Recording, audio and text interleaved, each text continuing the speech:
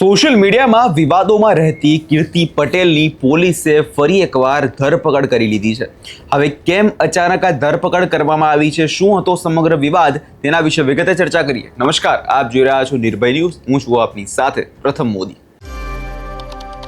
Famous થવાના નશામાં જ્યારે કોઈ કાયદાની મર્યાદા ઓળંગી જાય છે ત્યારે તેનો અંજામ શું આવે છે તેનો એક આ જીવંત દાખલો આજે ગુજરાતમાંથી સામે આવ્યો। સુરેન્દ્રનગરથી જ્યાં ગુજરાતની જાણીતી અને હંમેશા વિવાદોમાં રહેતી સોશિયલ મીડિયા ઇન્ફ્લુએન્સર કીર્તિ પટેલની આજે પોલીસે ધરપકડ કરી છે। જે આ ટિકટોક અને ઇન્સ્ટાગ્રામ પર પોતાના વિવાદાસ્પદ વિડીયોથી ચર્ચામાં હંમેશા કીર્તિ પટેલ રહેતી હોય છે અને હવે પોલીસના સકંજામાં કીર્તિ પટેલ આવી ગઈ છે। પણ આ ધરપકડ કોઈ સામાન્ય કાર્યવાહી નથી, પરંતુ બે અલગ અલગ જિલ્લાની પોલીસના સંયુક્ત ઓપરેશનનું આ પરિણામ છે। આ ધરપકડ કેવી રીતે થઈ તેની વિગતો ખૂબ જ ચોંકાવનારી છે। જ્યારે આજે વહેલી સવારે આખું સુરેન્દ્રનગર ઊંઘમાં હતું ત્યારે સુરતની પૂણા પોલીસ અને સુરેન્દ્રનગરની પોલીસ ટીમે એક ગુપ્ત ઓપરેશન જે છે હાથ ધર્યું। કીર્તિ પટેલ સુરેન્દ્રનગરના રતનપર વિસ્તારમાં આવેલા પોતાના પિતાના નિવાસસ્થાને રોકાઈ હતી। પોલીસને મળેલી એકદમ સચોટ અને ચોક્કસ બાતમીના આધારે વહેલી સવારે આ ઘરમાં અચાનક જ દરોડો પાડવામાં આવ્યો। બંને જિલ્લાની પોલીસના સ્ટ્રીટ સંકલન અને આખી કાર્યવાહી એટલી ઝડપી હતી કે કીર્તિ પટેલને બચવાની કે ભાગવાની કોઈ જ પણ અહીંયા તક ના મળી। સુરેન્દ્રનગર ખાતે પ્રાથમિક કાયદાકીય પ્રક્રિયા પૂર્ણ કર્યા બાદ હવે સુરતની પૂણા પોલીસ કીર્તિ પટેલને કસ્ટડીમાં સુરત લઈ જવા માટે પણ રવાના થઈ ચૂકી છે અને આગળની તપાસ, કડક અને પૂછપરછ કાયદાકીય કાર્યવાહી હવે સુરત પોલીસ મથકે જ કરવામાં આવશે। પરંતુ અહીંયા સૌ કોઈને અને તમારા મનમાં પણ એક સવાલ ઊભો થતો હશે કે શા માટે આખરે કયા ગુનામાં આ કીર્તિ પટેલની ધરપકડ થઈ છે? શા માટે એવો કયો વિવાદ છે કે હવે કીર્તિ પટેલને ફરી એકવાર જેલના સળિયા પાછળ જવાનો વારો આવ્યો છે? તો મિત્રો, તમને જણાવી દઈએ કે આ કાર્યવાહી ખંડણી અને ધાક ધમકી આપવાના એક અત્યંત ગંભીર કેસમાં કરવામાં આવી છે। સોશિયલ મીડિયા પર અભદ્ર ભાષા બોલવી અને લાઈવ કરીને લોકોને ડરાવવા, ધમકાવવા જાણે કીર્તિ પટેલ માટે એક સામાન્ય બાબત બની ગઈ હતી। પરંતુ આ વખતે તેણે હદ વટાવી લીધી અને મામલો સીધો પોલીસ મથકે પહોંચી ગયો હતો।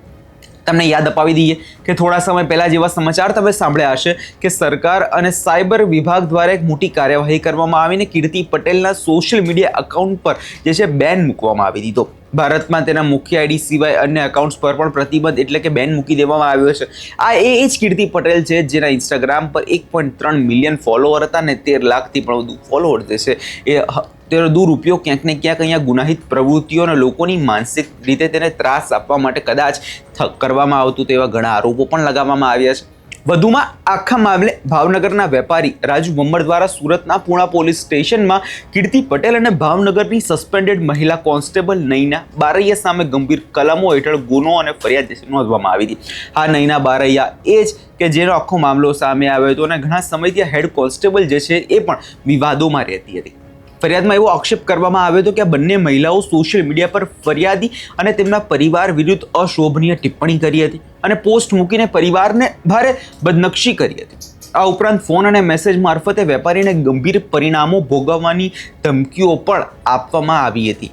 જો કે કીર્તિ પટેલ માટે પોલીસ સ્ટેશનના પગથિયા ચડવા એ કે જેલના સળિયા પાછળ જવું એ કોઈ નવાઈની વાત નથી। જો આપણે ટિકટોક સ્ટારના ભૂતકાળના કાળા ચિઠ્ઠા પર નજર કરીએ તો ખ્યાલ આવે કે તેનો ગુનાહિત ઇતિહાસ ઘણો લાંબો રહ્યો છે। તેની સામે એક બે નહીં પરંતુ હત્યાના પ્રયાસ, ખંડણી, ધાક ધમકી સહિત 10થી વધુ અલગ અલગ ગંભીર જે છે ગુનાઓ પોલીસ મથકમાં નોંધાઈ ચૂક્યા છે। અગાઉ પણ તે અનેકવાર જેલની હવા ખાઈ ચૂકી છે અને દર વખતે જામીન પર છૂટ્યા પછી તે ફરીવાર સોશિયલ મીડિયા પર આવીને બેફામ વર્તન કરતી હંમેશા જોવા મળે છે। તેને કદાચ એવું લાગે કે સોશિયલ મીડિયામાં વર્ચ્યુઅલ દુનિયામાં લોકપ્રિયતાને વાસ્તવિક દુનિયામાં કાયદાઓથી બચાવી લેવા, પરંતુ સુરત અને સુરેન્દ્રનગર પોલીસ દ્વારા જે આ કાર્યવાહી કરવામાં આવી છે કદાચ એ દર્શાવે છે કે ગુજરાત પોલીસ હવે આખી અસામાજિક પ્રવૃત્તિઓ સામે સાખી લેવાના મૂડમાં નથી। હવે સુરતની પૂણા પોલીસ કીર્તિ પટેલને અત્યારે લઈ ગઈ છે અને સુરત પહોંચ્યા બાદ તેની પૂછપરછ હાથ ધરવામાં આવશે। આ ખંડણી આખરે કોના પાસે માંગવામાં આવી હતી, ધમકી પાછળનો મુખ્ય હેતુ શું હતો અને આ ગુનામાં કીર્તિ અને અન્ય કોઈની સંડોવણી છે કે કેમ, આ તમામ સવાલોના જવાબ હવે પોલીસ રિમાન્ડ દરમિયાન જ મેળવવાનો પ્રયાસ પોલીસ દ્વારા કરવામાં આવશે। હવે આ મામલે કોર્ટની અંદર આગળ શું રિમાન્ડની પ્રક્રિયા છે તે આગામી વિગતો હવે થોડા સમય બાદ સામે આવે ત્યારે જોવાનું એ રહેશે। તમારો શું અભિપ્રાય છે કમેન્ટ બોક્સમાં ચોક્કસથી જણાવજો અને અમારી ચેનલ નિર્ભય ન્યૂઝને લાઇક, શેર અને સબસ્ક્રાઈબ કરવાનું ભૂલશો નહીં।